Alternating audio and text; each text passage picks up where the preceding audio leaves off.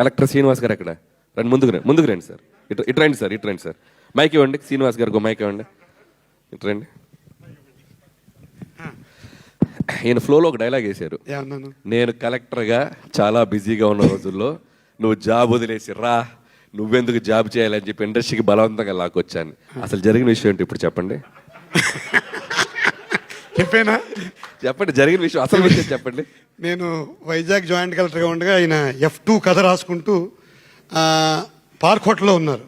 Gym చేస్తుంటే మా gym trainer చెప్పారు, ఆయన తెలుసా అంటే అనిల్ రావుపూడి గారని చెప్పాడు ఆయన. నేను కూడా సార్ చూసుకుని ఆ రోజు ఇంటికి వెళ్ళి రాత్రి రాజాసాబ్ సినిమా చూసి పొద్దున్నే, అప్పుడు రాజాసాబ్ సినిమా చూశాను ఆయన తీసింది. Sorry Raja the great cinema చూసేసి అనిల్ గారి దగ్గర పొద్దున్నే వెళ్ళి వైజాగ్ జాయింట్ కలెక్టర్ గారు మిమ్మల్ని కలుస్తారంటే లోపలికి వెళ్ళాను. ఓ షాలు ఒకటి కప్పాను. అప్పట్లో చంద్రబాబు నాయుడు గారికి ప్రోటోకాల్ ఆఫీసర్గా ఉండేవాడిని.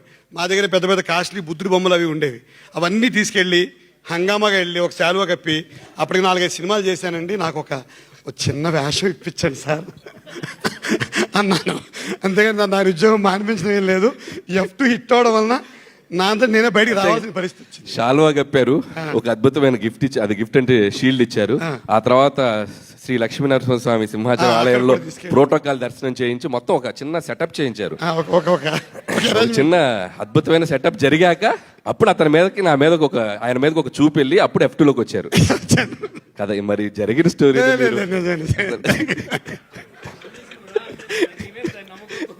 వచ్చాను అంటే 7 సినిమాలు ఇచ్చారు కాబట్టి ఆ కృతజ్ఞత.